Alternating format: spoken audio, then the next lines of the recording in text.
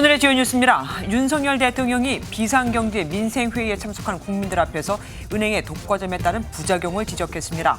또 카카오 택시도 독점적 지위를 이용하는 횡포가 너무 심하다고 꼬집었습니다. 정부가 지방소멸 위기에 대응해 기회발전, 교육발전 특구 등 4대 특구를 중심으로 지방시대 정책을 추진합니다. 국민의힘은 이르면 이번 주 김포 서울 편입 특별법을 발의하기로 했습니다.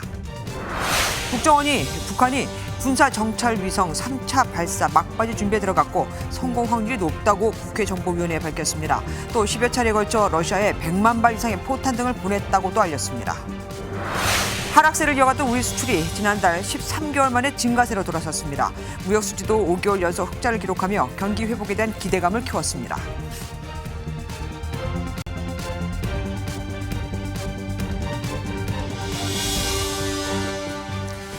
윤석열 대통령이 카카오에 대해서 단단히 화가 났습니다.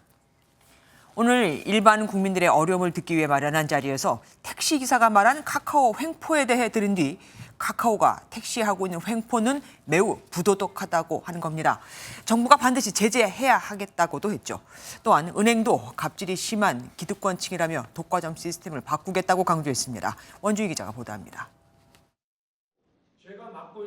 국민 목소리 경청하겠습니다라는 팻말을 앞에 두고 윤 대통령이 시민들과 둘러앉았습니다. 첫 번째 발언자로 나선 한 택시기사가 카카오의 횡포에 대해 토로하자 윤 대통령은 작심한 듯 비판을 쏟아냈습니다. 카카오의 택시에 대한 횡포는 매우 부도덕하다며 이 행태에 대해서는 반드시 정부가 제재를 해야 된다고 말했습니다.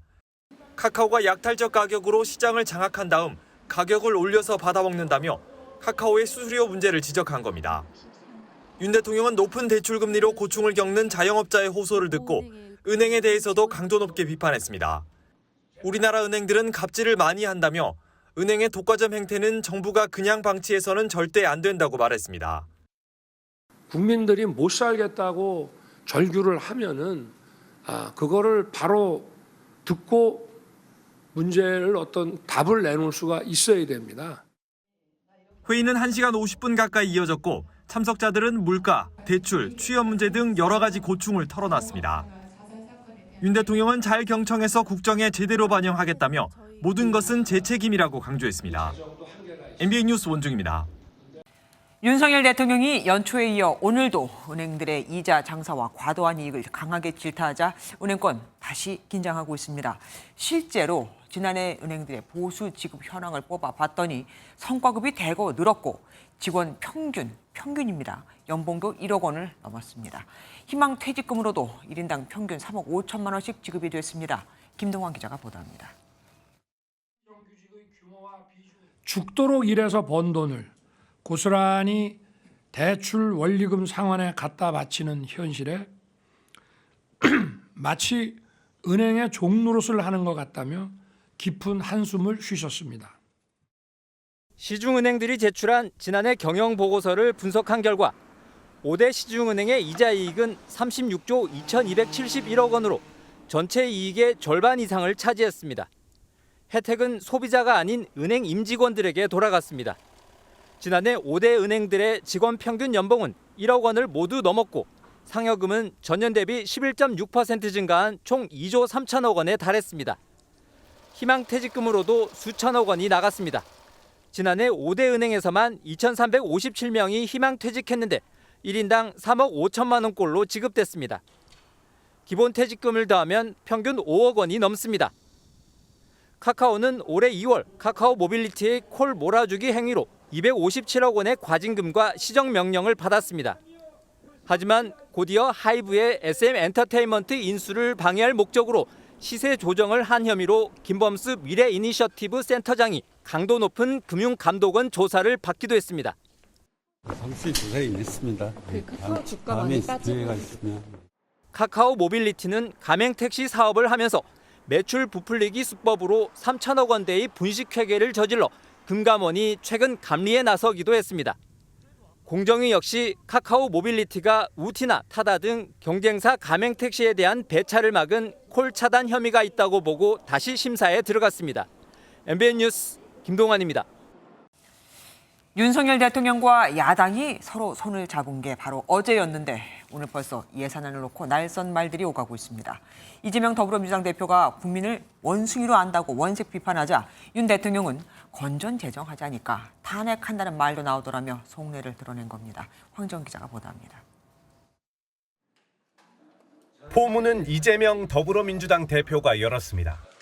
이 대표는 시정연설을 통해 병사 월급을 올리겠다고 하면서 병사 복지 예산은 1,800억 원이나 깎겠다고 하는 건 조삼모사격 아니냐며 비판했습니다. 국정 기조 변화 없이 재정 건전성에 집착한다고 날을 세웠습니다. 국민들을 원숭이로 여기는 것은 아닌지 하는 생각까지 들 정도였습니다. 검찰 특활비부터 줄여라라는 그런 지적을 겸허하게 받아들이시기 바랍니다. 그러자 국민의힘은 단순한 지출 줄이기가 아니라 혈세의 낭비 요인을 차단한 것이라며 여야가 민생 위기 앞에 충실한 논의를 해야 한다고 협조를 당부했습니다.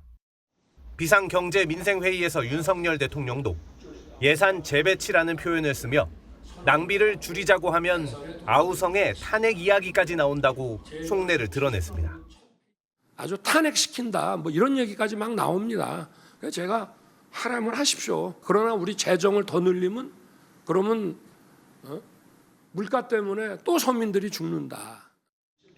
그러면서 서민들이 정치 과잉 시대의 희생자일 수도 있다며 예산안에 대해서는 정쟁을 자제해야 할 때라고 촉구했습니다. MBN 뉴스 황지현입니다. 어쨌든 국회에선 657조 원 규모의 내년도 예산안 심사가 본격적으로 시작됐습니다. 첫날부터 이재명표 사업인 지역화폐 예산을 놓고 공방이 벌어졌는데요. 정부 여당과 민주당의 입장차가 너무 커서 그 어느 때보다 어려운 심사가 될 거라는 전망이 벌써부터 나옵니다. 구체적으로 양쪽이 바라는 건 뭔지, 왜 차이가 나는 건지 이혁근 기자가 설명해드리겠습니다. 민주당은 최대 10% 할인된 금액으로 구매할 수 있어 인기가 높았던 지역사랑 상품권 예산이 전액 삭감된 걸 문제 삼았습니다. 재정 부담도 크지 않는데 왜 이 지역화폐를 이렇게 제도 자체를 유명무실하게 만들려고 하는지 좀 이해가 안 돼요. 이게 이재명 대표가 만든 제도라서 이런 건가요? 효과가 입증됐다는 점도 강조했습니다. 이 윤석열 정부의 모토처럼 어디나 잘 사는 지방을 만들기 위해서 이걸 수단으로 쓰자는 것이죠. 지역 사랑 상품권은 그 중에서 가장 그 효과가 탁월하다는 게. 반면 국민의힘은 역기능을 강조했습니다. 지역 화폐가 뭐 장점도 있겠습니다만은 오히려 지역 화폐 제대로 사용하지 않는 그 옆 지자체는 오히려 손해를 보는. 그래서 전체가 되면은 또 소매점이 손해를 보는. 정부 역시 국가 재정을 언급하며 더는 필요 없다고 일축했습니다. 코로나19로 인해서 소상공인 보호, 소비 촉진을 위해서 한시적으로 국가 재정 지출을 이제 늘려온 거기 때문에 657조 예산 심사가 시작된 가운데 정부를 엄호해야 하는 국민의힘과 적극적인 재정 역할이 필요하다는 민주당 사이 신경전은 그 어느 때보다 치열할 전망입니다. MBN 뉴스 이혁근입니다. 국민의힘 이뇨한 혁신위원장, 요즘 통합 행보에 공을 들이고 있죠. 유승민 전 의원을 만나 애국자라고 지켜세운 인 위원장은 그러나 이준석 전 대표는 만나질 못했습니다. 정작 바뀌어야 할 대통령실은 놔두고 왜 당에 잘못된 처방을 내리고 있느냐며 이 전 대표가 거절한 겁니다. 대신 이 전 대표 보란 듯이 다른 사람을 만났습니다. 이호정 기자입니다. 당내 통합에 방점을 두고 혁신위 1호 안건에 대사면을 내세운 이뇨한 위원장이 비운게 끌어안기에 직접 나섰습니다. 대통령과 각을 세우던 유승민 전 의원을 만난 데 이어 이준석 전 대표에게도 거듭 손을 내밀고 있습니다. 한번 만나야죠. 그 기회가 된다면 만나고 싶어요. 하지만 이 전 대표는 인 위원장의 진단부터 잘못됐다며 만날 이유가 없다고 선을 그었습니다. 국민들이 당에 불만이 아니라 딴 데 불만이 있는데 왜 당에다 쓴 약을 먹입니까? 정확하게 그거는 용산의 논리를 대변하는 것이고. 혁신의 대상은 당이 아닌 대통령이라는 겁니다. 이 전 대표는 김종인 전 비대위원장을 찾아 중요한 행동을 하기 전 상의 드리는 분이라고 밝혀 신당 창당 가능성도 여전히 배제하지 않았습니다. 1호 안건 대사면이 당사자의 반발로 의미가 퇴색한 가운데 혁신위는 2호 안건 방향을 희생으로 잡았습니다. 동일 지역구 3선 초과 연임 금지, 불체포 특권 포기나 면책 특권 폐지 등이 거론됩니다. MBN 뉴스 유호정입니다. 한편 더불어민주당은 조정식 사무총장을 단장으로 하는 총선 기획단을 띄우며 본격적인 내년 총선 준비에 돌입했습니다. 그런데 조 사무총장은 비명계에서 이미 친명 색채가 짙어서 문제가 될 수 있다고 지적되어 온 인물이죠. 발표 직후부터 친명 기획단이라는 반발이 나오고 있습니다. 최소한 친명도 비명도 아닌 중립적인 의원이 가야 할 자리라면서요. 이병주 기자입니다. 민주당이 내년 4월 총선 준비를 총괄할 총선 기획단을 출범시켰습니다. 친명계 조정식 사무총장을 단장으로 하는 기획단에는 정태호 민주연구원장, 한병도 전략기획위원장 등 현역 의원 9명과 원외 인사 4명으로 구성됐습니다. 새로운 22대 국회에서 책임져야 할 어떤 정치 혁신, 민생 회복 방안에 대한 비전, 또 효능성 있는 정책의 방향성 이런 것들을 제시하게 될 것입니다. 민주당 내에서 당장 반발의 목소리가 나왔습니다. 당 혁신을 요구하고 있는 이원욱 의원은 조정식 사무총장은 물론 원외 인사들 면면을 거론하며 친명 일색이라고 지적했습니다.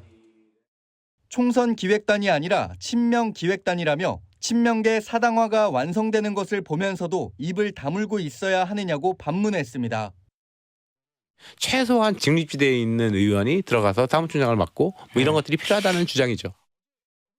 이상민 의원은 한 발 더 나아가 조정식 사무총장이 문제가 아니라 이재명 대표가 자리를 지키는 한 비명계에 대한 공천 보복이 있을 수 있다고 지적했습니다. 지도부는 이미 갖춰진 이른바 시스템 공천에 따라 공정한 공천이 가능하다는 입장이지만 비명계 요구가 반영되지 않은 총선기획단 인선만을 놓고도 민주당 내용은 이어질 전망입니다. MBN 뉴스 이병주입니다. 지방이 무너져 가는데 무슨 메가시티 서울로의 편입이냐 불만도 있어서일까요? 정부가 지방대학 육성과 기업 유치를 핵심으로 하는 지방시대 정책을 내놨습니다. 우선 지방으로 가는 기업엔 5년 동안 법인세와 취득세를 최대 100% 다 감면해주는 혜택을 줍니다.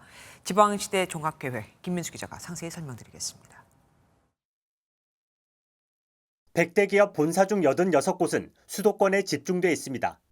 그러다 보니 취업자와 전체 인구 50.5%도 수도권에 몰려 있습니다.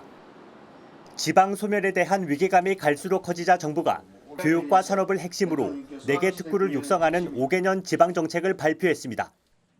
먼저 기회발전 특구에는 법인세와 재산세를 5년간 100% 감면하는 등 파격적인 세제 혜택을 내걸어 기업들의 지방 이전을 유도합니다. 첨단 산업이 고임금 일자리 창출과 지역 산업의 생산력 향상에 구심점이 되도록 첨단 전략 산업 특화 단지를 통해 거점을 육성하고 또 교육 자유 특구는 수도권만큼 좋은 교육을 받고 대학 경쟁력 향상을 위해 총괄 지원할 방침입니다. 주민들이 원하는 좋은 교육과 우수한 인재들의 지역 정주를 위한 다양한 정책들을 지역의 여건과 특성에 맞게 추진할 수 있습니다. 지방시대위원회는 앞으로 5년 동안 지방과 중앙정부에서 매년 시행 계획을 받아 종합적으로 이행 과제를 관리할 계획입니다. MBN 뉴스 김민수입니다. 서울 확장론, 경기 김포시에 서울 편입안을 내놓은 국민의힘이 일단은 총선 이슈를 선점한 모습이죠. 더불어민주당은 김포시의 서울 편입에 대해선 찬성도 반대도 못하고 있는 상태. 대신 이 대형 이슈 주도권을 다시 빼앗아오기 위해 편입 대상을 전국으로 넓히자고 역제안했습니다. 하지만 이미 국민의힘을 향해 포퓰리즘이라고 비판한 바 있죠. 국민의힘은 당내 기구를 출범해 이르면 이번 주 법안 발의를 마칠 계획입니다. 안병수 기자입니다. 당론으로 경기 김포시의 서울 편입을 추진하는 국민의힘이 입법 속도전에 뛰어들었습니다. 국민의힘 핵심 관계자는 법안 내용 등을 논의할 당내 기구를 곧 출범하고 이르면 이번 주 발의할 예정이라고 밝혔습니다. 논의가 김포시에 머물지 구리, 성남 등 서울 생활권을 포함한 메가 서울로 범위를 넓힐지도 관심입니다. 당 지도부는 지역 여론이 최우선이라는 입장인데 이를 뒷받침하려는 움직임도 활발합니다. 경기도 지역 당협위원장들은 찬반 설문조사에 나섰고 당 차원에서도 여론조사 준비에 착수했습니다. 뜬금없는 발표라며 거리를 두던 민주당에서도 논의의 틀을 확대하자는 역제안이 나왔습니다. 광역시도, 그다음에 시군구, 읍면동이 행정체계까지 네. 전면적으로 개편하는 행정 대개혁을 한번 제안하고 여당과 협의해 볼 생각입니다. 홍 원내대표는 또 민주당이 부울경과 호남권에서 이미 메가시티를 주장해왔다고 언급했습니다. 국민의힘은 결이 다른 주장이라며 신경전을 이어갔습니다.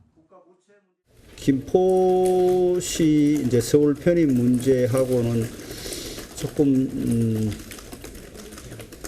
결이 다른 주장이 아닌가 이런 생각이 듭니다. 행정구역 개편 이슈를 시작으로 총선을 앞두고 수도권 표심을 잡기 위한 여야 신경전은 가속화될 전망입니다. MBN 뉴스 안병수입니다. 경기도 김포 서울 편입 논란의 중심엔 두 지자체장, 경기도지사와 서울시장이 있죠. 황당하기 짝이 없다. 이건 김동연 경기도지사의 반응입니다. 하긴 본인이 꺼내든 경기 남북도 분도 얘기가 이렇게 흘러갈 줄은 생각도 못했을 테니까요. 서울 시민의 삶에 어떤 영향을 끼치는지 깊이 연구해 보겠다. 이건 오세훈 서울시장의 반응입니다. 김 지사는 지금 베이징에 가 있습니다. 베이징에서 이재호 기자가 보도합니다. 김포의 서울 편입 논란과 관련해 김동연 경기지사가 처음으로 공식 입장을 밝혔습니다. 중국을 방문 중인 김 지사는 동행한 취재진에게 반대 입장을 분명하게 밝혔습니다. 네, 우선 황당하기 짝이 없습니다. 경제와 민생은 뒷전으로 하고 국민 갈라치기 하더니 이제는 국토 갈라치기까지 하고 있습니다. 여당이 총선을 겨냥한 표 얻기 전략이라면 실패할 것이라고 경고했습니다. 선거 전략으로 만약에 내세우는 것이라면 자충수가 될 것입니다.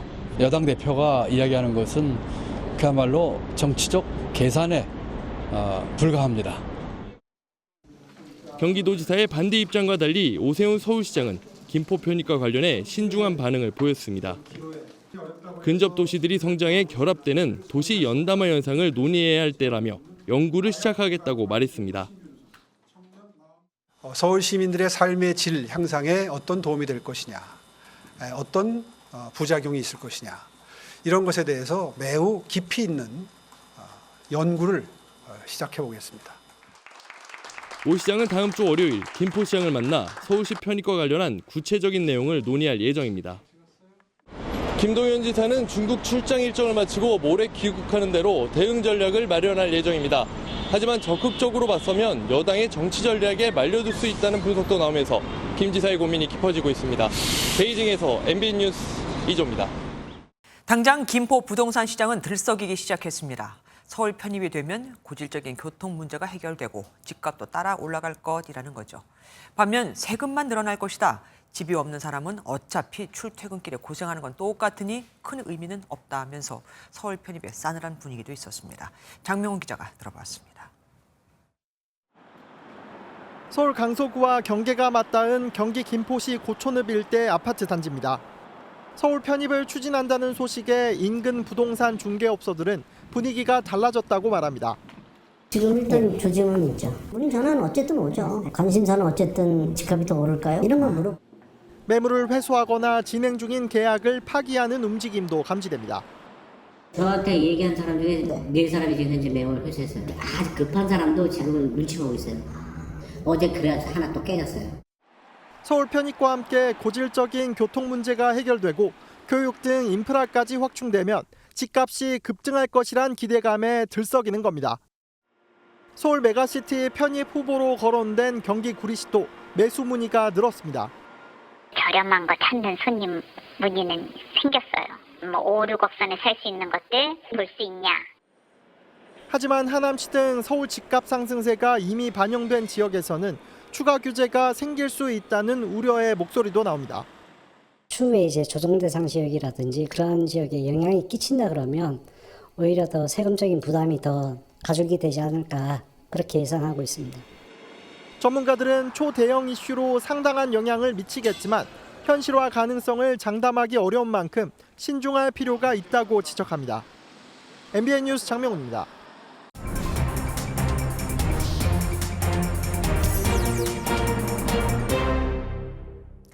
정치톡톡 오늘은 노태현 기자와 함께하겠습니다. 어서 오십시오. 민주당 최고위원들이 회의 도중에 역술인 천공의 강의를 함께 봤다고요? 이게 무슨 일입니까? 네, 민주당이 제기한 음모론 그리고 배우론에 자주 등장하는 인물 바로 역술인 천공이죠. 네. 민주당은 앞서 보신 여당의 메가시티 서울구상 이 역시 역술인 천공으로부터 나온 게 아니냐 이렇게 의혹을 제기했는데요. 네네. 먼저 오늘 민주당 최고위 회의 영상부터 보시겠습니다. 네네. 경기도하고 서울하고는 하나예요. 수도 서울이 되려고 그러면 이게 통합이 돼야 돼요. 통틀어 갖고 수도 서울로 바뀌어야 됩니다. 경기도는 전부 다 서울의 중심에 MT를. 그런데 우연의 일치일 수도 있잖아요. 이거를 보고 국민의힘에서 실행한 거다? 그렇게 볼 수 있을까요? 네, 우선 박찬대 의원은 이 영상이 지난 8월에 나왔다 이렇게 말했는데요. 발언 보시겠습니다. 여전히 풀리지 않는 의문이 있습니다. 왜 윤석열 정부 들어 진행되는 회개한 정책과 천공의 말은 죄다 연결되어 있을까요?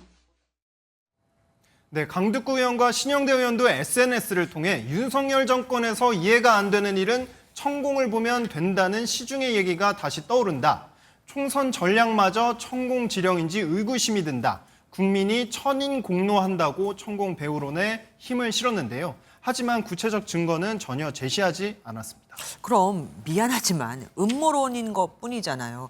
과거에도 근거 없는 의혹을 제기했다가 문매를 맞은 적이 있었는데 그런데도 왜 자꾸 그렇게 의혹을 제기하는 겁니까? 네, 우선 민주당 등 야권은 앞서 대통령 집무실 용산 이전을 두고도 천공 개입설을 주장했었죠. 맞아요. 당시 관저 선정 과정에 대해 수사한 경찰은 아무런 관련이 없다, 허위일 뿐이다 이렇게 결론을 냈었잖아요. 또 지난 3월 상임위에서도 한일 정상회담과 관련해 천공의 영상을 틀어 회의가 파행되기도 했었습니다. 일본한테 고마운 생각을 해야 돼. 일본한테 참 고마운 마음. 네, 이렇게 민주당이 소모적인 정쟁의 소재가 되는 천공을 다시 소환한 건 메가 서울이라는 의제를 여당이 선점하는 걸 견제하기 위해서다. 이런 분석이 나옵니다. 네네. 당 차원의 찬반 입장을 내지 못하자 무속 프레임 씌우기에 나선 거라는 지적도 있고요. 네. 국민의힘은 당 차원의 대응을 하진 않았는데 한 의원은 MBN에 일고의 가치도 없는 허황된 주장일 뿐이다. 이렇게 일축했습니다. 네. 어제 윤석열 대통령의 국회 시정연설 저때로 한번 가보겠습니다. 이때 모습을 두고 민주당 강성 지지자들 사이에서 조롱이 계속되고 있다고 합니다. 누구를 향해서 왜 조롱하는 겁니까? 네, 이재명 민주당 대표 강성 지지층들이 모인 온라인 팬카페 제명인의 마을엔 조롱글들이 올라오고 네네. 있는데요. 그 대상은 어제 윤 대통령과 악수한 이원욱, 박용진, 신현영 의원 등을 하고 있습니다. 내년 총선 때 보지 말자거나 자존심을 상실한 작태다 이렇게 비판했는데요. 특히 윤 대통령과 웃으며 악수한 신 의원에 대해선 좋아 죽는다, 팬클럽이냐며 강한 반감을 드러내기도 했습니다. 네. 반면 윤 대통령의 악수 요청에 이제 그만두시라 이렇게 말한 김용민 의원을 향해선 환호가 이어졌는데요. 이원욱 의원은 이런 행태에 대해 개딸들에게 예뻐 보이려고 한 거다 이렇게 꼬집었습니다. 그러니까 강성 지지층한테 잘 보이기 위해서 저렇게 하는 것이다. 무슨 정책을 두고 싸우는 것도 아니고 참 문제가 있습니다. 여야가 말한 협치와 거리도 있어 보이고요. 지금까지 노태현 국회팀 기자와 함께했습니다. 북한이 정찰 위성 발사에 2차례 실패한 뒤 10월 중 3차 발사를 하겠다고 예고했지만 결국 못했죠. 하지만 그 사이 북한은 러시아를 만나 무기를 주고 위성 발사 기술을 얻었을 수도 있습니다. 그래서일까요? 국가정보원이 북한이 3차 발사 준비를 거의 마쳤고 러시아 덕에 성공 확률이 높아질 수 있다고 분석했습니다. 실제로 2달 이상 사용할 수 있는 포탄 약 100만 발 이상을 러시아에 지원한 정황도 포착됐습니다. 권영범 기자가 보도합니다. 국가정보원은 북한이 최근 엔진과 발사장치 점검 등 막바지 준비에 한창이라고 정보위원회 국정감사에서 보고했습니다. 러시아에서 기술 자문을 받은 것으로 보이고 있으며 성공 확률이 높아질 가능성을 예측하고 있습니다. 또 북한이 지난 8월 초부터 선박과 수송기 등으로 우크라이나 전쟁 중인 러시아에 무기를 지원한 것으로 파악했습니다. 낮은 항 등에서 10여 차례 포탄 약 100만 발 이상이 반출됐는데 러시아가 2달 이상 사용 가능한 양으로 분석됩니다. 북한이 러시아에 대표단을 보낸 정황도 포착됐는데 무기 지원을 대가로 위성 발사 기술을 얻으려는 의도로 풀이됩니다. 김정은 북러 정상회담 직후 무기 협력을 하기로 한 바가 있고 곧바로 나진항에서 평소 없었던 접촉이 있었기에 다만 국정원은 이 같은 북러 간 밀착 행보가 안정성과 확장성엔 한계가 있을 것으로 보고 있다고 평가했습니다. MBN 뉴스 권용범입니다. 이렇게 무기를 생산, 지원하고 있는 북한이지만 살림은 많이 어려워 보입니다.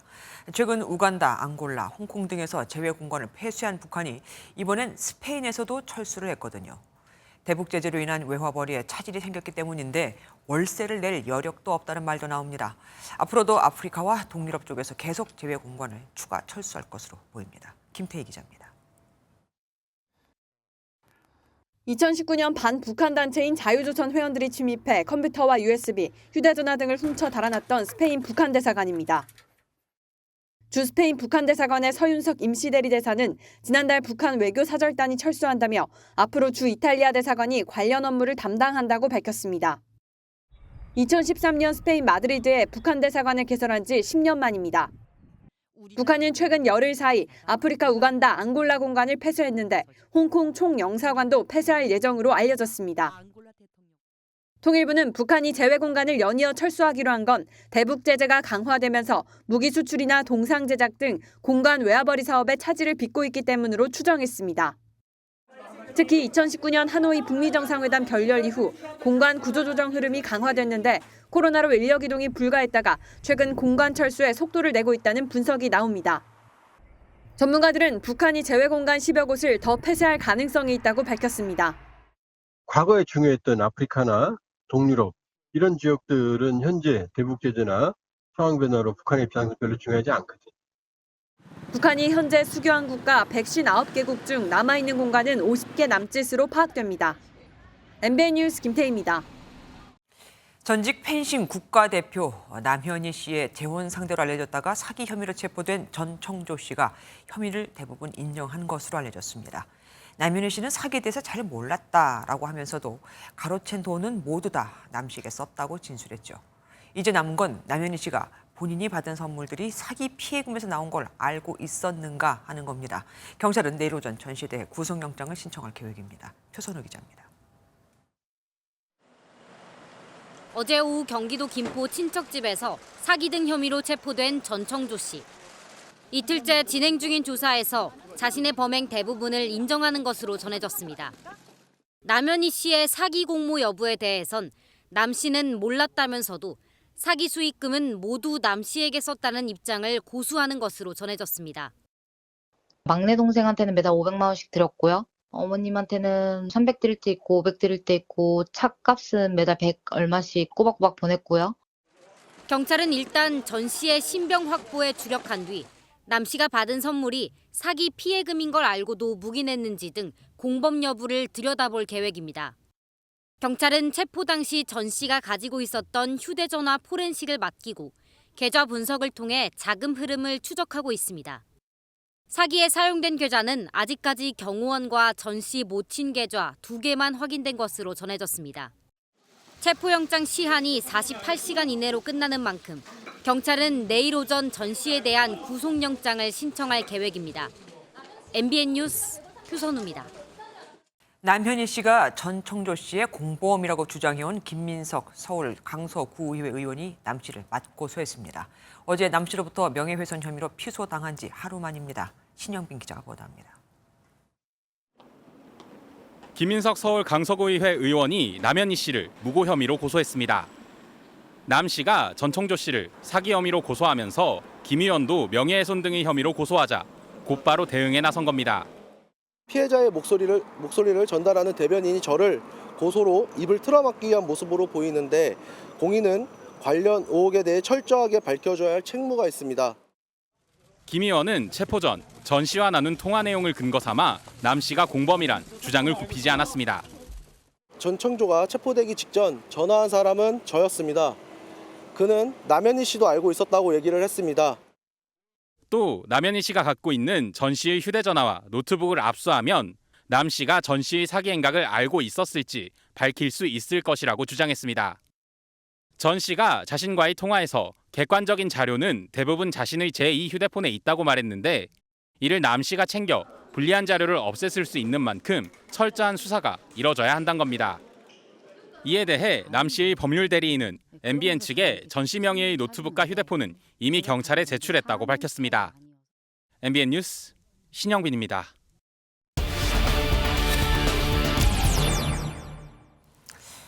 전청조 씨 사건이 각종 고소전으로 확장되고 있습니다. 백길준 기자와 더 내용 짚어보겠습니다. 백 기자, 전청조 씨가 경찰에 붙잡히기 이전부터 벌써 고소건이 여러 건 있었습니다. 남현희 씨도 전 씨를 고소했는데 우선 이것부터 정리를 해보죠. 네, 전청조 씨 관련 수사는 크게 두 곳에서 진행되고 있습니다. 전 씨의 남 씨 스토킹 혐의와 남 씨 조카 아동학대 혐의는 성남중원경찰서에서 수사 중이고요. 네. 나머지 수사는 서울 송파경찰서에서 도맡아 진행 중입니다.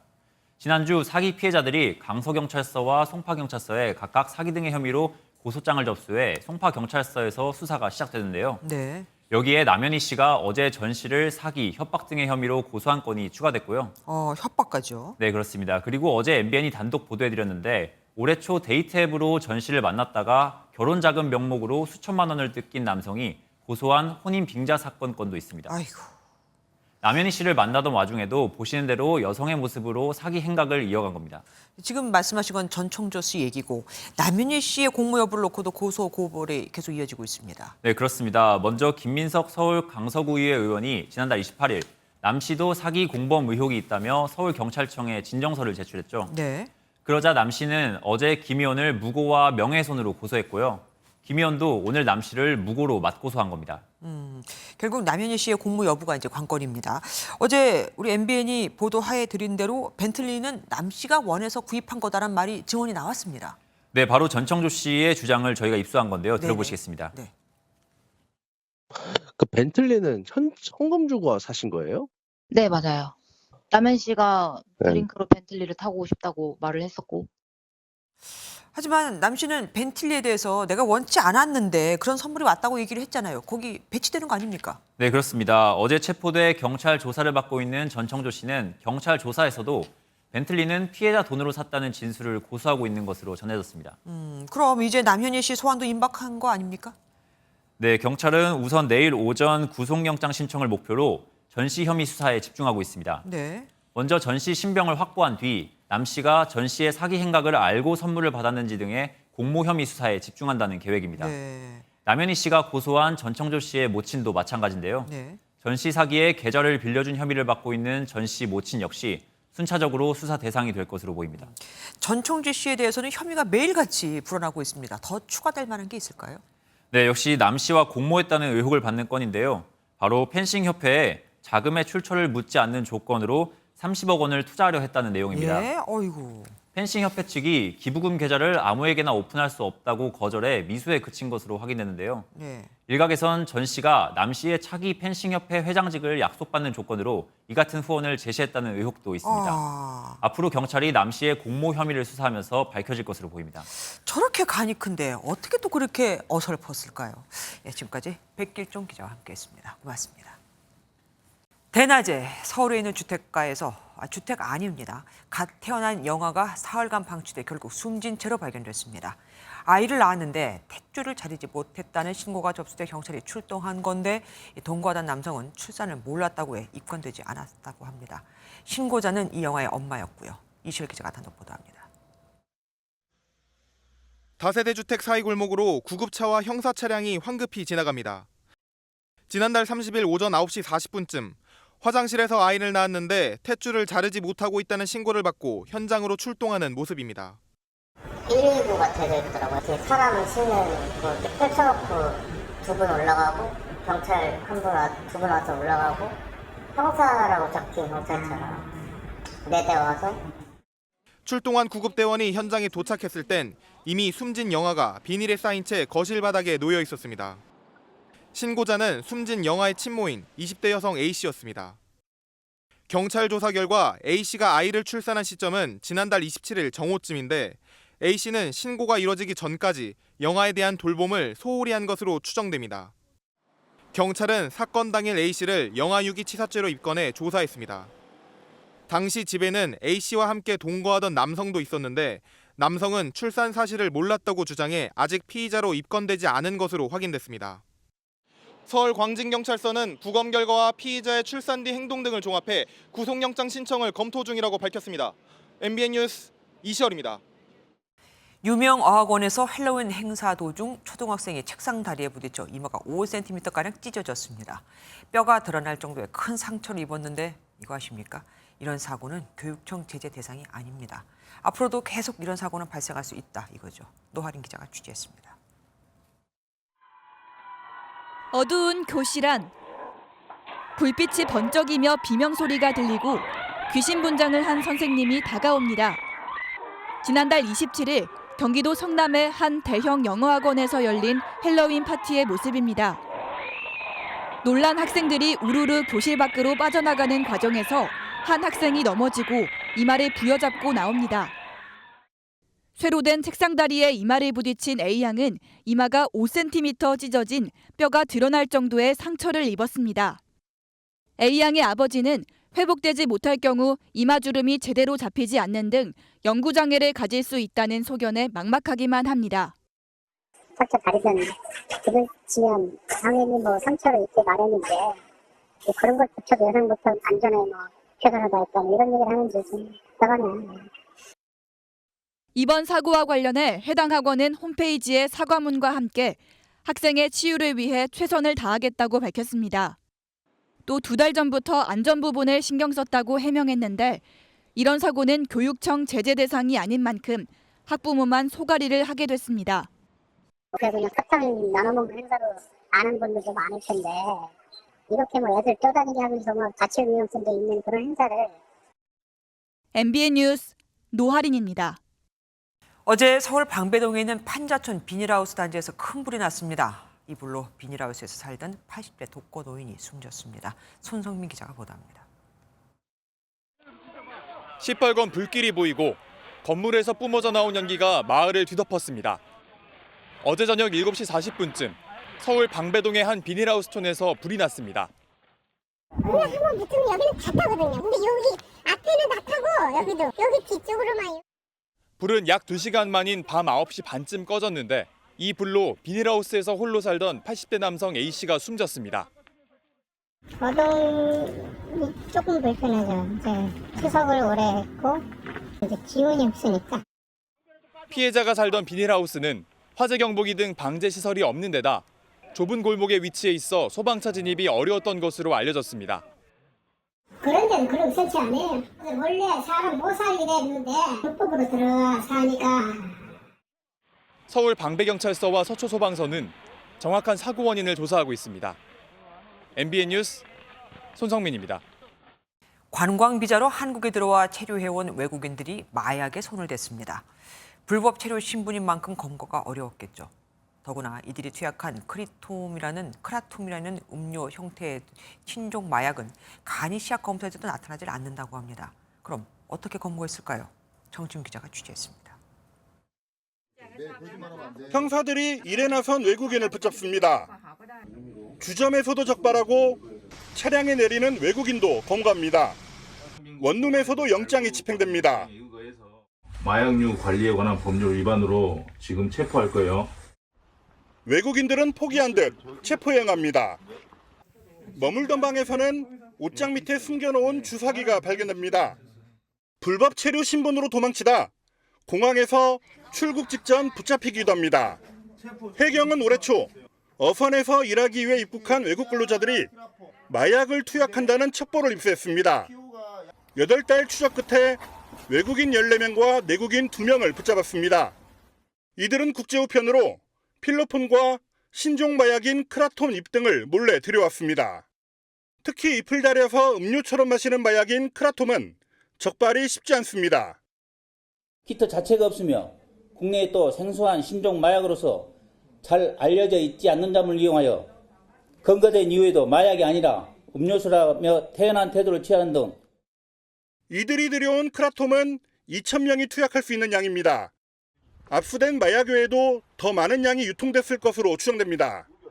마약 투약 혐의로 14명을 구속하고 2명을 불구속 송치한 해경은 수사를 확대하고 있습니다.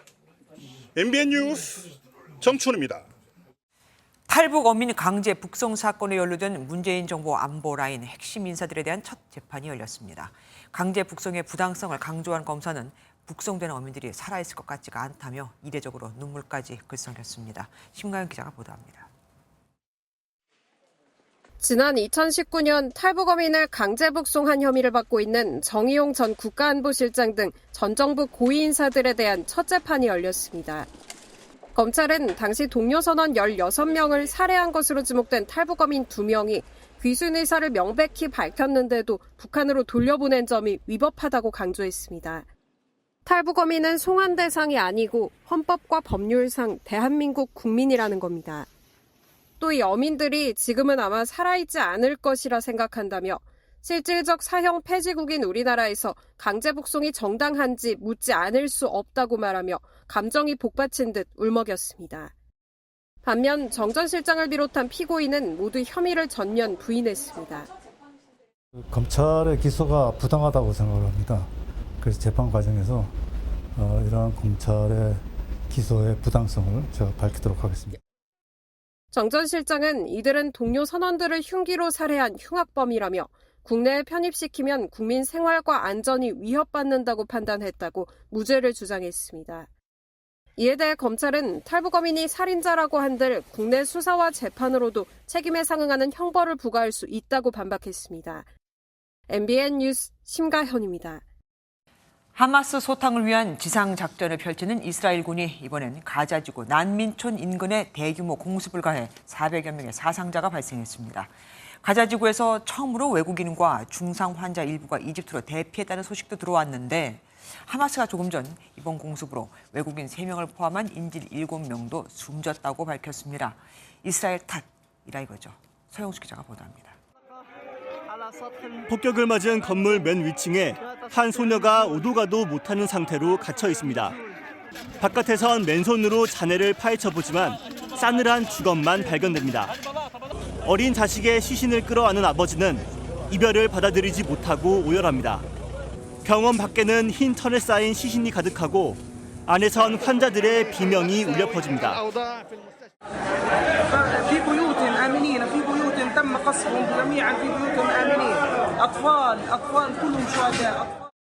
가자지구 안에서 지상작전을 펼치는 이스라엘이 가자시티 북쪽에 있는 자발리아 난민촌 인근에 대규모 공습을 퍼부었습니다. 개전 후 처음으로 하마스의 지하터널 안쪽까지 공격했습니다. אנו נלחמים כעת בעומק רצועת עזה. מחסלים מחבלים בהיתקלויות מטווח קצר, תוקפים מטרות בתקיפות. 이스라엘은 하마스를 겨냥한 공격이었다고 밝혔지만 하마스는 난민촌 주민 100여 명이 숨지고 300여 명이 다쳤다고 주장했습니다. 현재까지 양측 사망자가 10,000명을 넘어섰고 부상자는 3만 명에 육박합니다. 인도적 지원이 시급하다는 목소리가 커지면서 외국인과 중상 환자 일부가 전쟁 발발 후 처음으로 라파 검문소를 통해 이집트로 빠져나갔습니다. 외국인 인질 일부도 곧 석방될 것으로 보입니다.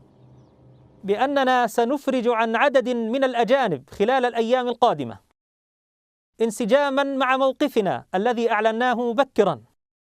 하마스가 인질 협상과 인도적 문제를 앞세워 시간 끌기를 시도하고 있다는 분석도 나옵니다. MBN 뉴스 서영수입니다. 미국 내에서는 반유대주의가 확산하고 있습니다. 문제는 이게 바이든 미 대통령의 내년 대선에 부담이 된다는 거죠. 아랍계 미국인의 지지율이 42%포인트나 급감했거든요. 그래서일까요? 백악관이 인도적 차원에서 일시적으로 전투를 멈추는 방안을 검토해야 할 때라고 밝혔습니다. 휴전은 반대하지만 교전 중단은 검토해보자는 건데 얼마나 급했으면 이 말장난 같은 이런 말을 내놨을까요? 워싱턴에서 최정락 특파원입니다. 이스라엘의 휴전 반대를 강력 지지했던 미국 백악관. We do not believe that a ceasefire is the right answer right now.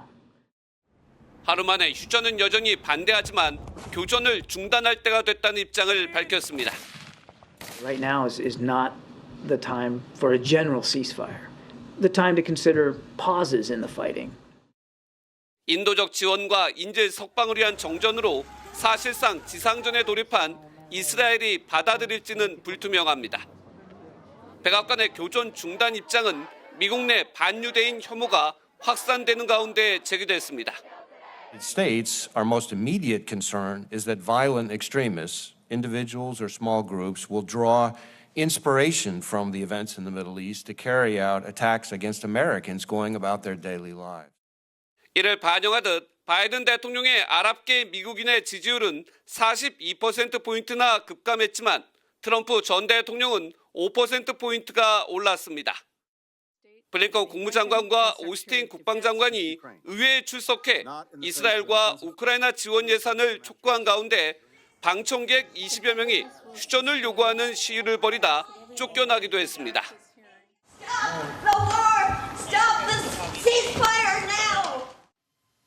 교전 중단 요구와 함께 미국 국방부는 중동 지역 전쟁 확산을 억제하도록 추가로 병력 300명을 배치하겠다고 발표했습니다. 이스라엘의 지상전과 미국의 전폭적 지지로 미국 내 반유대인 감정이 확산하면서 내년 대선에서 바이든 대통령에게도 부담으로 작용할 전망입니다. 워싱턴에서 MBN 뉴스 최종락입니다. 우리 경제의 핵심 성장 동력인 수출이 마침내 다시 기지개를 켜기 시작했습니다. 반도체 회복으로 지난달 수출이 13개월 만에 증가세로 돌아섰거든요. 정부가 당초 예상했던 상저하고가 틀릴 것 같았는데 이 반도체 덕에 다시 기대를 해볼 만하게 됐습니다. 이효 기자입니다. 하루 수십 대의 화물 항공기가 뜨고 내리는 인천 항공화물터미널입니다. 요즘은 한국 반도체를 외국으로 실어 나르는 항공편이 부쩍 늘었습니다. 화물 출발 물량이 1월 9만 8천 톤에서 10월 12만 톤으로 뛰어오르는 등 수출 물량이 늘어나고 있습니다. 특히 반도체 수출 물량은 지난해 4분기 89억 달러에서 감소세를 보이다가 올 3분기부터 회복세로 돌아서 지난달에는 다시 89억 달러를 기록했습니다. 삼성전자와 SK하이닉스가 감산을 끝내고 생산을 늘리기 시작했고 가격도 오르면서 수출을 이끌었습니다.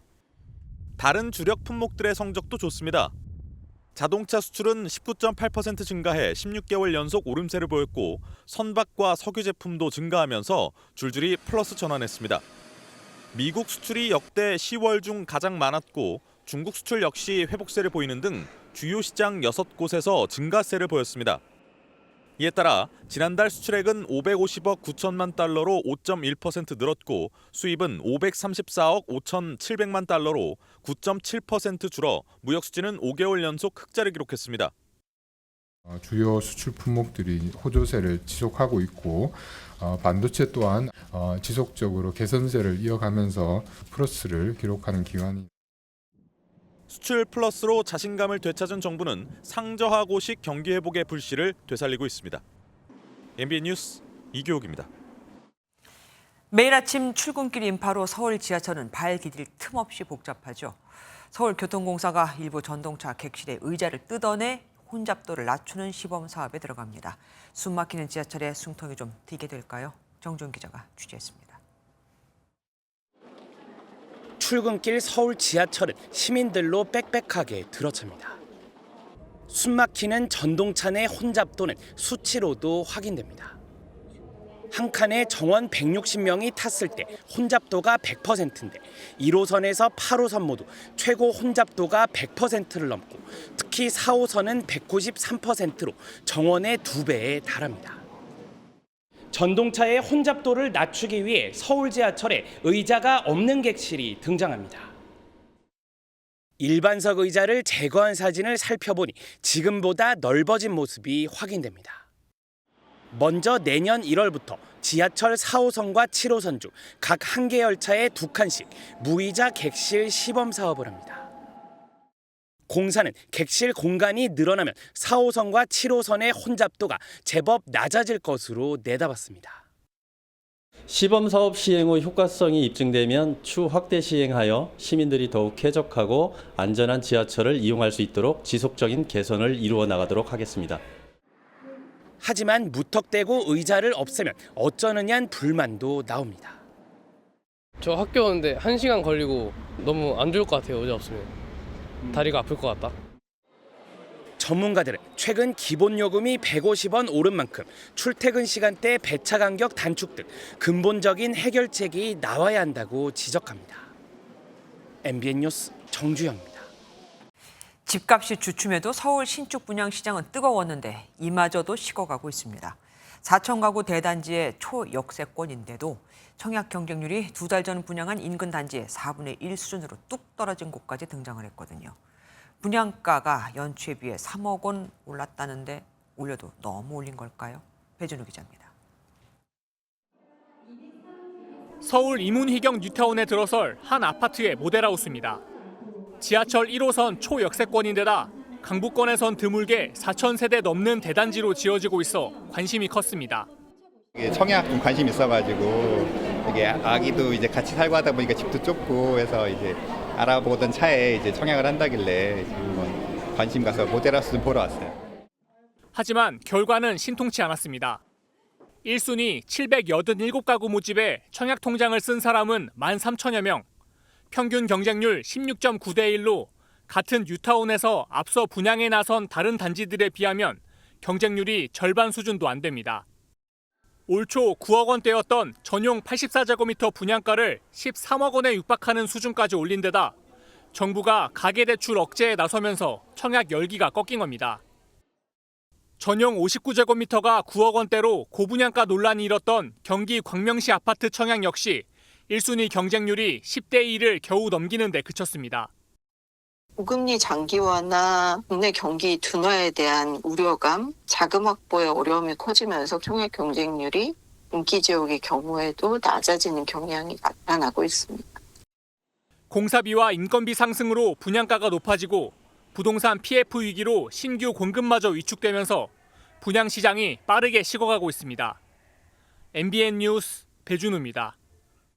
강풍에 중국발 미세먼지까지 당분간 요란한 가을 날씨가 예상됩니다.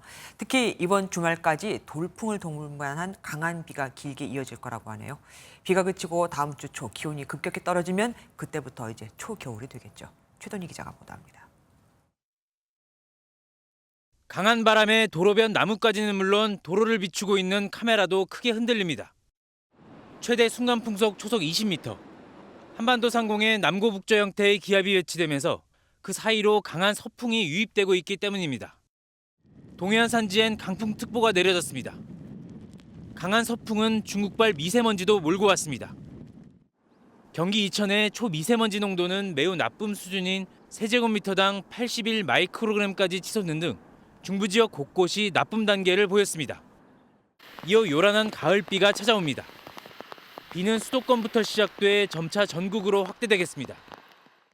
비의 양이 많지는 않지만 잦은 비에 비가 내리는 동안 돌풍을 동반한 천둥번개가 치는 곳도 있겠습니다. 이번 비는 내렸다 그쳤다를 반복하면서 주말까지 길게 이어지겠습니다. 기압골이 주기적으로 통과하면서 비가 자주 내리겠는데요.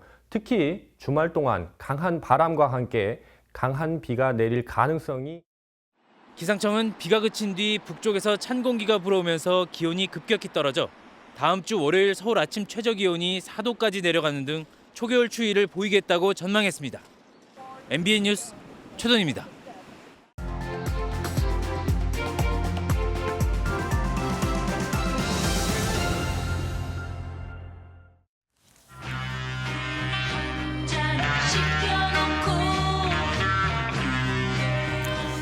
당시 유행의 첨단이었던 커피 문화를 보여주는 흥미로운 기사 하나를 소개해드리겠습니다.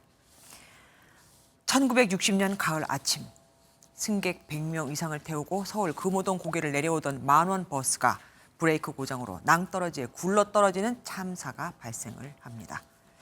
이 사고로 승객 2명이 숨지고 90여 명이 다쳤는데 그런데 이게 웬일이죠? 이들을 싣고 병원으로 달려갔더니 응급실 접수처가 닫혀 있었습니다. 문제는 커피였습니다. 이 병원의 모든 의료인과 직원은 오전과 오후 한 번씩 커피 타임을 갖는데 마침 딱 그때였거든요. 이를 지켜본 한 시민은 커피를 탓하지 않았습니다. 그냥 순번을 정해 커피 타임을 가졌으면 좋겠다며 치료를 부탁했습니다.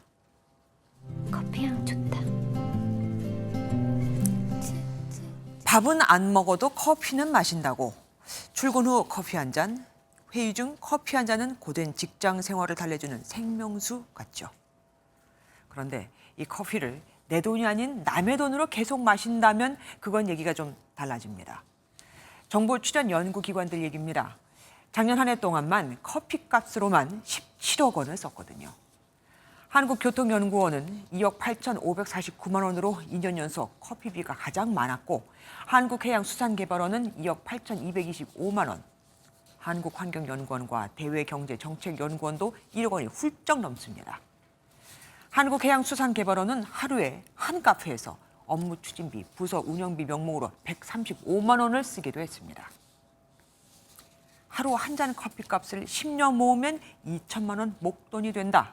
이른바 카페라떼 효과를 들먹이며 고물가에 커피는 사치라면서 커피값을 아끼고 못 참겠으면 저렴하게 카페 커피를 먹는 법까지 공유되고 있는 이때에 사내에 커피 추출기 하나 두면 얼마를 아낄 수 있을까? 그거 하나 계산 못하는 이들에게 우리나라의 국책을 맡기고 있는 겁니다.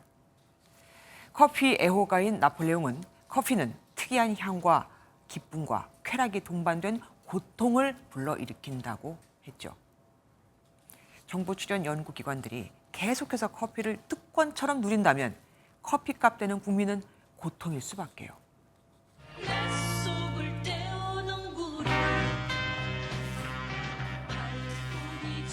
이 노래로 오늘 마치겠습니다. 김주혜 그런데 오늘은 정부 기관들의 커피 사랑이었습니다.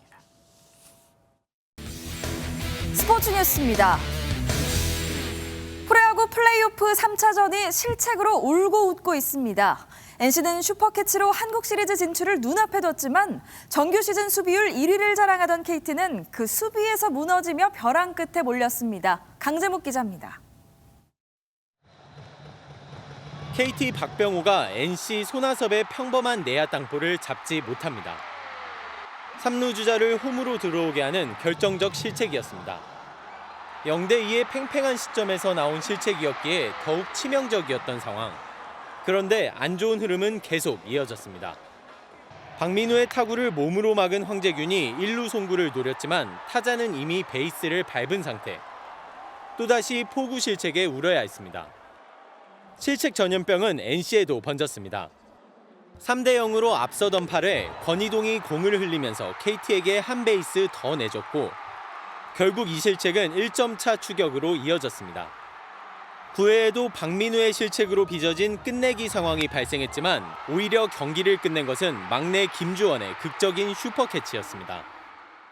저는 그게 안타인 줄 알았는데 김주원 선수가 수비 위치도 좋았고요. 또 다이빙도 잘 해주면서 팀을 또 건져낸 것 같습니다. 1차전부터 평범한 내야 뜬공을 놓치며 초반 흐름을 내준 KT와는 상반된 결과였습니다. 실책과 호수비 하나에 승패가 갈리는 살얼음판 포스트 시즌. 작은 변수도 만들지 않기 위한 실책주의보가 발령됐습니다. MBN 뉴스 강재묵입니다. 한국 펜싱 FA 간판 최인정이 MBN 여성 스포츠 대상 9월 MVP를 수상했습니다. 최인정은 국가대표 은퇴 대회이던 지난 항저우 아시안게임 펜싱 여자협회 개인전과 단체전에서 모두 금메달을 따내며 2관왕에 올랐습니다. 어떤 곳이든 어떤 자리에 있든 늘 노력하고 최선을 다하는 선수가 되겠습니다. 감사합니다. 오늘 아침은 11월 기준 역대 가장 포근했습니다. 내일도 예년보다 훨씬 포근한 날이 이어지겠습니다. 서울 낮 기온이 24도까지 올라서 초여름 기준이 되는 25도 선에 바짝 다가서겠습니다. 오늘 밤부터 충북과 남부 내륙으로는 안개가 짙어지겠습니다. 교통안전에 유의하셔야겠고요. 또 중국발 스모그가 유입되면서 서울을 비롯한 중서부 지역은 내일 오전까지 초미세먼지 농도 나쁨 수준에 머물겠습니다.